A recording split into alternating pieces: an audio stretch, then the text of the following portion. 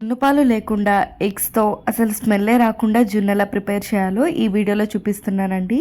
So, చాలా simple and టేస్టీగా ఉంటుంది.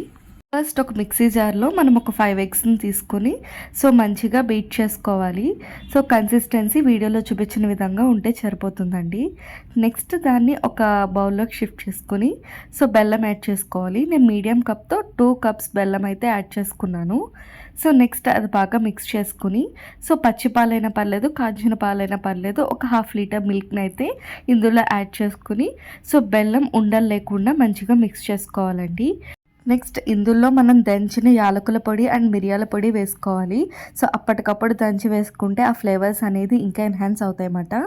టేబుల్ స్పూన్ మిరియాల పొడి అండ్ 1/2 టేబుల్ స్పూన్ యాలకుల పొడి వేసుకుని మంచిగా మిక్స్ చేసుకుని ఒక పాన్ లాంటిది తీసుకుని అందులో వాటర్ వేసుకుని స్టాండ్ పెట్టుకుని మనం ఏదైతే మిశ్రమం రెడీ చేసుకున్నామో అవి ఒక చిన్న చిన్న బౌల్స్లోకి షిఫ్ట్ చేసేసుకుని అందులో ప్లేస్ చేసుకుని లిడ్ క్లోజ్ చేసేయాలండి. ఒక 10 మినిట్స్ తర్వాత మనకి జున్ను అయితే రెడీ అయిపోతుంది. చాలా టేస్టీగా ఉంటుందండి. అసలు జున్ను ప్రిపేర్ అయిందా లేదా తెలుసుకోవాలి అంటే ఒక చాక్ కానీ ఫోర్క్ కానీ ఇందులో గుచ్చినట్లయితే దానికి అంటుకోకుండా ఉంటే జున్ను రెడీ అయిపోయినట్టే.